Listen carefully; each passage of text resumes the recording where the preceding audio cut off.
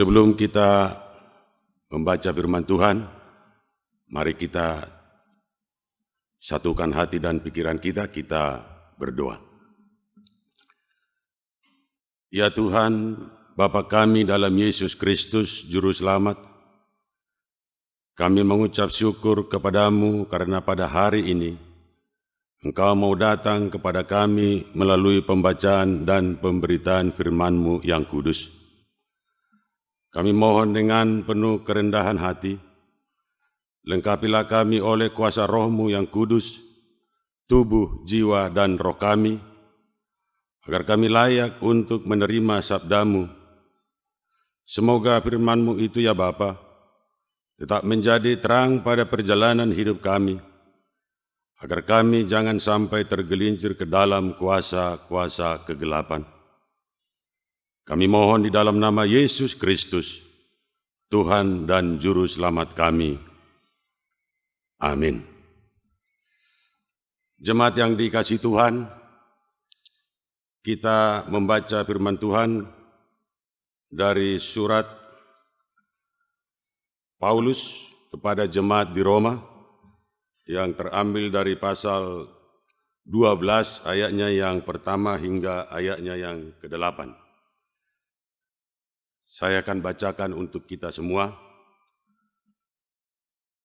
Demikian firman Tuhan, judul perikop kita, persembahan yang benar. Karena itu, saudara-saudara, demi kemurahan Allah, aku menasihatkan kamu supaya kamu mempersembahkan tubuhmu sebagai persembahan yang hidup, yang kudus dan yang berkenan kepada Allah. Itu adalah ibadahmu yang sejati. Janganlah kamu menjadi serupa dengan dunia ini, tetapi berubahlah oleh pembaruan budimu, sehingga kamu dapat membedakan manakah kehendak Allah, apa yang baik, yang berkenan kepada Allah, dan yang sempurna. Berdasarkan kasih karunia yang dianugerahkan kepadaku, aku berkata kepada setiap orang di antara kamu, janganlah kamu memikirkan hal-hal yang lebih tinggi daripada yang patut kamu pikirkan. Tetapi hendaklah kamu berpikir begitu rupa, sehingga kamu menguasai diri menurut ukuran iman yang dikaruniakan Allah kepada kamu masing-masing. Sebab sama seperti pada satu tubuh, kita mempunyai banyak anggota, tetapi tidak semua anggota itu mempunyai tugas yang sama. Demikian juga kita, walaupun banyak, adalah satu tubuh di dalam Kristus, tetapi kita masing-masing adalah anggota yang seorang terhadap yang lain. Demikianlah kita mempunyai karunia yang berlain-lainan menurut kasih karunia yang dianugerahkan kepada kita. Jika karunia itu adalah untuk bernubuat, baiklah kita melakukannya sesuai dengan iman kita. Jikalau karunia untuk melayani, baiklah kita melayani. Jika karunia untuk mengajar, baiklah kita mengajar. Jika karunia untuk menasihati, baiklah kita menasihati. Siapa yang membagi-bagikan sesuatu, hendaklah ia melakukannya dengan hati yang ikhlas. Siapa yang memberi pimpinan, hendaklah ia melakukannya dengan rajin. Siapa yang menunjukkan kemurahan, hendaklah ia melakukannya dengan sukacita. Demikianlah pembacaan firman Tuhan. Yang berbahagialah setiap orang yang mendengar firman Allah dan memeliharanya di dalam kehidupannya. Haleluya. Jemaat yang dikasihi Tuhan, Bapak, Ibu, saudara-saudari yang terkasih di dalam Yesus Kristus, renungan kita pada pagi hari ini sesuai dengan buku Almanak Kristen Indonesia dengan tema Allah membarui gereja agar menjadi berkat bagi sesama. Kalau kita membaca tema pada minggu pagi hari ini, banyak orang yang bertanya bagaimana gereja menjadi berkat bagi sesama. Sebelum kita tiba di dalam renungan, sedikit saya mau menyampaikan bahwa kata gereja itu berasal dari bahasa Portugis, yaitu igreja. Kalau dalam bahasa Yunani yang terdapat di dalam Perjanjian Baru dikatakan eklesia. Artinya orang-orang yang dipanggil sebagai atau yang dikumpulkan untuk dipanggil keluar. Pengertian gereja ada 3 macam pengertian gereja. Yang pertama, secara fisik, gereja itu diartikan sebagai gedung atau ruang ibadah.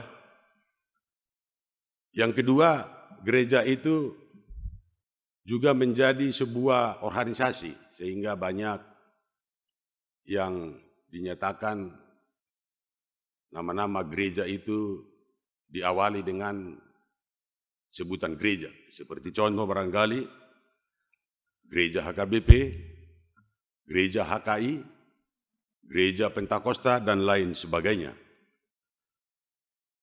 Pada renungan kita pada pagi hari ini, kita berbicara bukan terkait dengan bagaimana gedung atau organisasi gereja, tetapi pengertian gereja yang sesungguhnya yang disampaikan oleh Rasul Paulus ini, kita orang-orang atau umat yang dipanggil menjadi satu tubuh di dalam Kristus Yesus.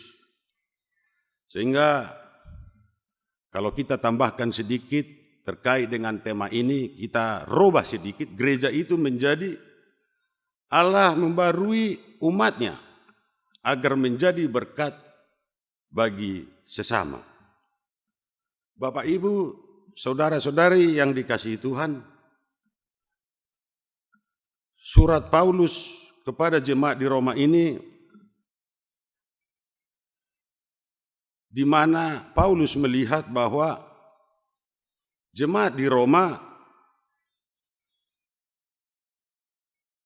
sudah berubah atau melakukan ibadah-ibadah di gereja itu hanya sekedar rutinitas. Bahkan di dalam sekelompok gereja-gereja pada saat itu sudah mulai ada sebuah pergeseran di mana kasih itu lagi sudah tidak ada lagi, sehingga yang namanya tolong-menolong itu sudah sulit ditemukan pada saat itu di Roma. Nah, itu yang mau disampaikan oleh Rasul Paulus pada kita pada pagi hari ini. Bagaimana jemaat Tuhan supaya menjadi berkat bagi sesamanya. Sehingga kalau kita membaca tadi di ayat yang pertama dikatakan begini, karena itu saudara-saudara, demi kemurahan Allah, aku menasihatkan kamu supaya kamu mempersembahkan tubuhmu sebagai persembahan yang hidup, yang kudus, dan yang berkenan kepada Allah. Itu adalah ibadahmu yang sejati. Bapak dan Ibu, kalau kita membaca Nats, secara khusus ayat yang pertama ini dikatakan bagaimana sebuah ibadah yang sejati. Mungkin kita bertanya, seperti apa sebetulnya ibadah yang sejati? Apakah karena banyaknya kita melakukan ibadah di dalam gereja, atau banyaknya persembahan yang kita berikan setiap kita mengikuti ibadah? Bapak dan Ibu, saudara-saudari, kalau kita membaca ayat yang pertama ini ada 3 poin yang mau kita ambil di dalamnya. Yang pertama, Paulus menghendaki supaya setiap umat, setiap jemaat itu memperoleh atau mempersembahkan hidupnya. Mempersembahkan hidup. Artinya kalau kita mempelajari bahasa hidup, tentunya hidup itu tidak mati. Artinya dia selalu bergerak dan dapat bertindak dan aktif dengan penuh kekuatan. Sehingga apa yang mau disampaikan oleh Rasul Paulus kepada kita bahwa di dalam ibadah itu tidak lagi hanya kita berfokus hanya di dalam ruang ibadah saja. Tetapi Paulus mau mengingatkan kita supaya kita bisa keluar. Eklesia, kita dipanggil untuk keluar, melayani di luar ruang ibadah. Ada banyak hal-hal yang dilakukan oleh anak-anak Tuhan melayani, seperti contoh ke daerah-daerah tertentu, terutama daerah-daerah yang terpencil, yang barangkali belum disentuh oleh gereja-gereja tertentu, sehingga banyak anak-anak Tuhan melakukan pelayanan-pelayanan di luar gereja. Dan itu memang yang dikehendaki oleh Rasul Paulus. Yang kedua dikatakan tadi supaya kita hidup kudus. Bagaimana ibadah yang sejati itu tadi? Yang pertama hidup. Yang kedua kudus. Kudus itu berarti suci atau bersih secara fisik maupun moral dan secara rohani. Ini yang mau dikehendaki oleh Rasul Paulus kepada jemaat di Roma, supaya setiap orang, setiap jemaat berperilaku kudus. Karena Tuhan itu, Allah itu kudus. Sehingga kita pun yang mau mengikut, yang mau memuji Tuhan, harus juga berlaku kudus. Bagaimana kita mau menyatakan kita adalah anak-anak Tuhan, sementara secara fisik atau moral kita tidak seturut dengan firman Tuhan. Bahkan rohani kita pun tidak melakukan seturut dengan firman Tuhan. Pada ayat pertama ini dikatakan juga tadi ada disampaikan bahwa supaya juga berkenaan. Artinya berkenaan, menyenangkan dan dapat diterima. Artinya tindakan-tindakan kita, ibadah-ibadah kita, kiranya senantiasa itu boleh berkenan di hadapan Tuhan. Sehingga ucapan syukur kita, ibadah kita, itu diterima oleh Tuhan. Sehingga tadi yang pertama dikatakan hidup, yang kedua adalah kudus, dan yang ketiga adalah berkenan. Berikutnya yang disampaikan oleh Rasul Paulus kepada jemaat di Roma pada ayat yang kedua dikatakan, janganlah kamu menjadi serupa dengan dunia ini, tetapi berubahlah oleh pembaruan budimu, sehingga kamu dapat membedakan manakah kehendak Allah, apa yang baik, yang berkenan kepada Allah, dan yang sempurna. Bapak dan Ibu, tentu Rasul Paulus menyampaikan ini karena Rasul Paulus sudah melihat bagaimana perlakuan atau kelakuan daripada jemaat-jemaat di Roma. Sehingga dia menyatakan supaya jemaat ini tidak serupa dengan dunia ini.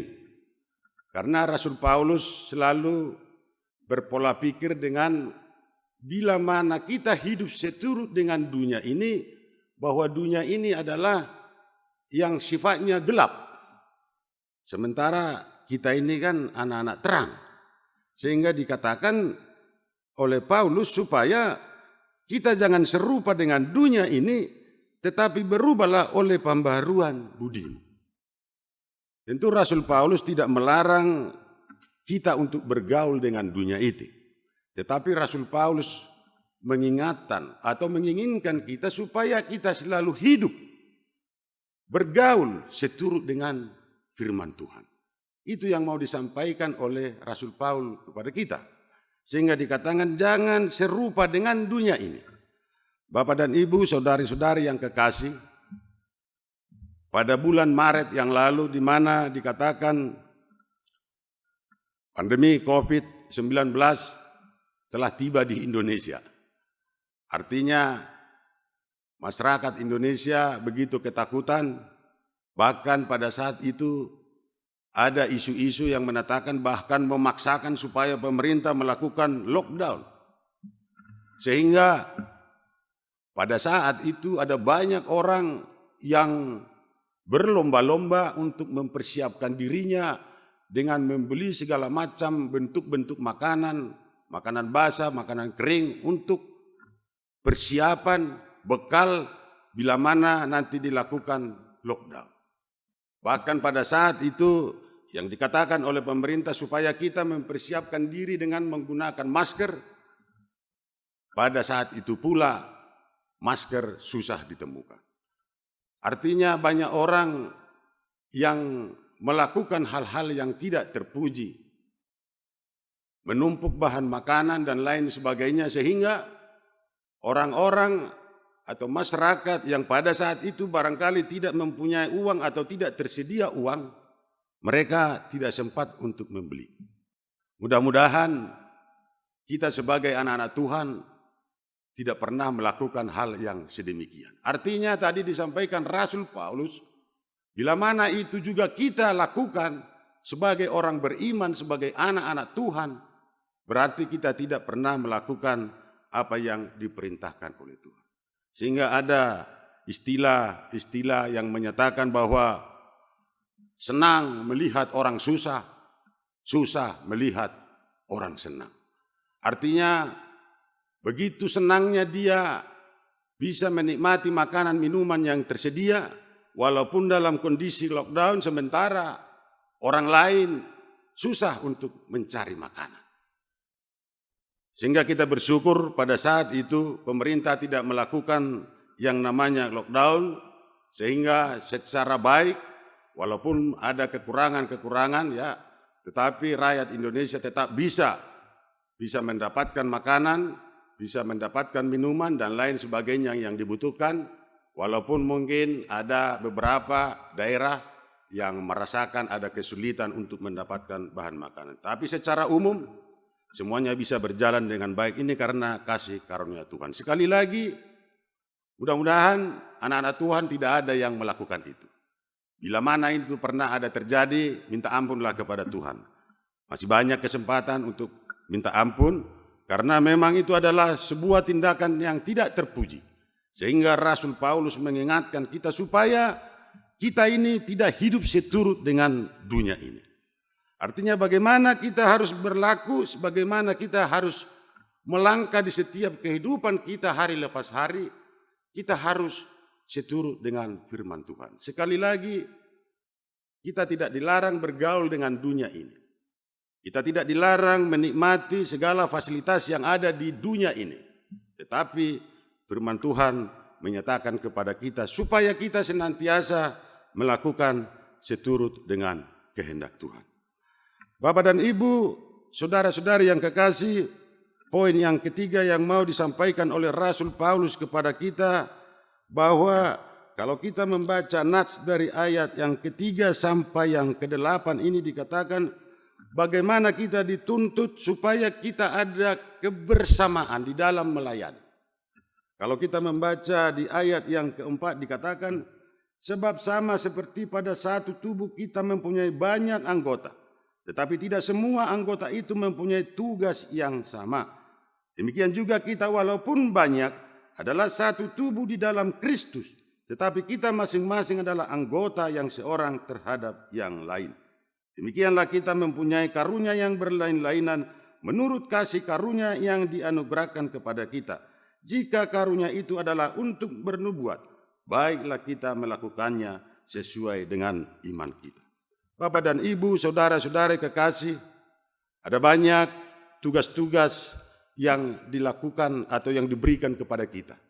Tentunya tadi disampaikan sesuai dengan tugas yang diberikan kepada kita atau sesuai dengan talenta yang diberikan oleh Tuhan, yang dikaruniakan Tuhan kepada kita. Mari kita pergunakan talenta itu dengan sebaik-baiknya untuk hormat dan kemuliaan bagi nama Tuhan. Karena bila mana kita melakukannya dengan sendiri-sendiri, tentunya pelayanan-pelayanan itu tidak akan bisa maksimal. Sehingga dikatakan mari walaupun kita berbeda-beda tugas, berbeda-beda fungsi, atau berbeda-beda talenta yang diberikan atau dikaruniakan oleh Tuhan. Mari kita gabungkan itu secara bersama-sama. Kita koordinasikan dengan baik. Kita pikirkan dengan secara bersama-sama. Bersehati, bersepikir untuk kita terus melanjutkan pelayanan ini. Itulah yang mau disampaikan oleh Nats Paulus pada kita pada pagi hari ini. Bapak dan Ibu, saudara-saudari yang kekasih. Tentu sampai saat ini kita sudah memasuki bulan Agustus 2020. Dari sejak bulan Maret setelah terjadinya pandemi COVID-19, ada banyak hal-hal yang terjadi di sekitar kita. Saatnya kita sebagai anak-anak Tuhan, supaya kita keluar. Tadi dikatakan eklesia itu kita diminta keluar. Bukan lagi hanya sekedar kita beribadah memuji Tuhan di dalam ruang ibadah ini. Tetapi bagaimana kita menunjukkan keluar kasih anugerah yang diajarkan oleh Yesus Kristus kepada kita. Karunia-karunia yang diberikan Yesus kepada kita, kita bawa itu keluar di luar gereja. Sehingga inilah saatnya sebagai anak-anak Tuhan, kita menjadi berkat buat sesama. Bapak dan Ibu, saudari-saudari yang dikasihi Tuhan mungkin bertanya, Bapak, apa yang mau kita berikan kepada orang lain sementara kita pun masih merasa kekurangan? Kita bisa belajar dari seorang janda yang miskin, seorang janda yang kekurangan, seorang janda yang pas-pasan, yang rela memberikan dari keterbatasannya, memberikan yang terbaik, sehingga dia dimuliakan oleh Tuhan. Bapak dan Ibu, saudara-saudari yang kekasih, memang berat. Bagaimana supaya hidup kudus itu memang sungguh sulit. Rasul Paulus juga menyatakan, dan dia sadar betul bahwa memang hidup kudus itu seturut dengan kehendak Tuhan itu adalah sulit. Sehingga kalau kita membaca di surat Paulus kepada jemaat di Roma di pasal yang ke-7 ayat yang ke-18 dikatakan demikian, sebab aku tahu bahwa di dalam aku, yaitu di dalam aku sebagai manusia, tidak ada sesuatu yang baik, sebab kehendak memang ada di dalam aku, tetapi bukan hal berbuat apa yang baik. Artinya Rasul Paulus pun menyadari bahwa dia pun sebagai manusia biasa, manusia yang lemah, manusia yang penuh dengan kekurangan, menyadari betul. Dia sadar betul bahwa memang keinginan dunia ini yang selalu lebih menonjol daripada kehendak firman Tuhan. Sehingga kalau kita berbicara tentang bagaimana mengikut Yesus yang benar, bagaimana dengan menuruti firman Tuhan yang benar, Rasul Paulus juga mengatakan memang sulit.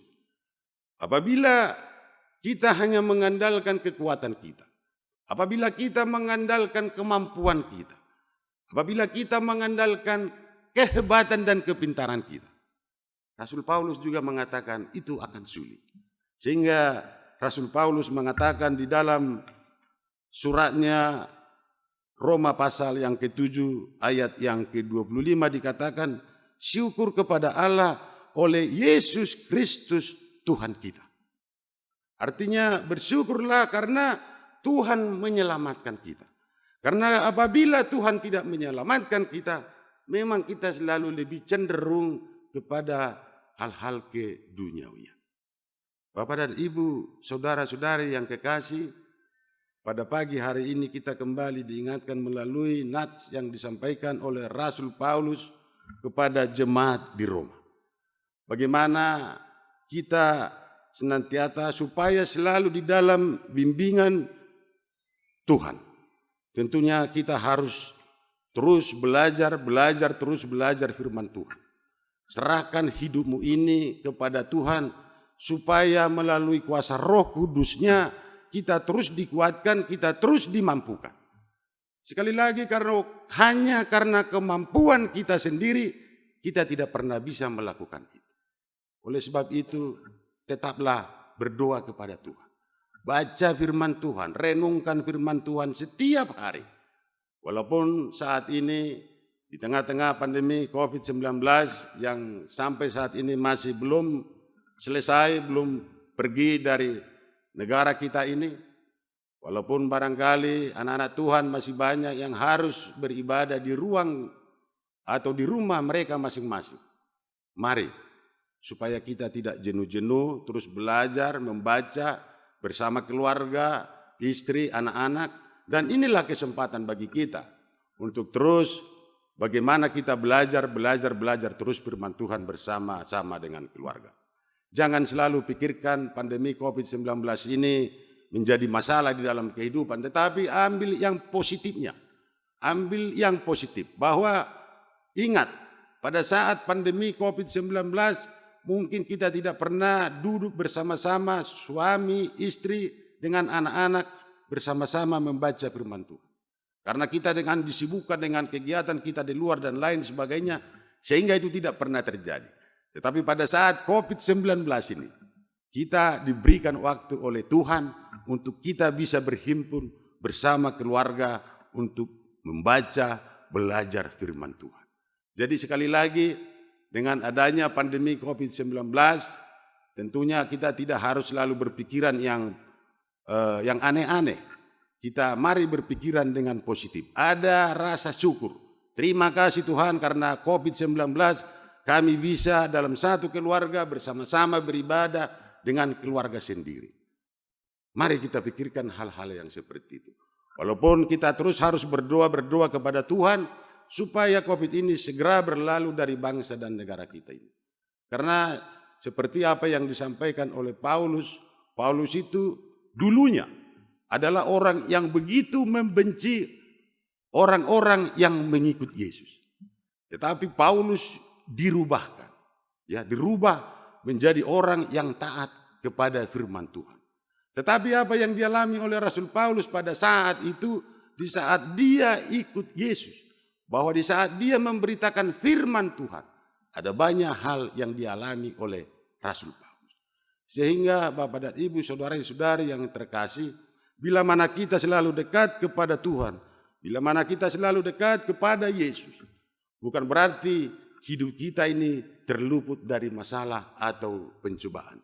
Apa yang dialami oleh Rasul Paulus, mungkin itu juga pernah kita alami di setiap pribadi dan keluarga. Oleh sebab itu jangan pernah putus asa, tetaplah semangat. Bahwa apapun yang terjadi pada saat ini adalah pembelajaran bagi kita untuk selalu terus mendekatkan diri kepada Tuhan. Dan sekali lagi apa yang mau disampaikan oleh Rasul Paulus kepada kita, supaya bagaimana seperti temannya pada minggu ini buat kita semua. Sehingga apa yang mau diharapkan oleh tema pada minggu ini, Allah membarui jemaat. Gerejanya kita ganti menjadi jemaat. Allah membarui jemaat agar menjadi berkat bagi sesamanya. Kiranya Tuhan Yesus memberkati kita. Terpujilah Tuhan kekal sampai selama-lamanya. Amin.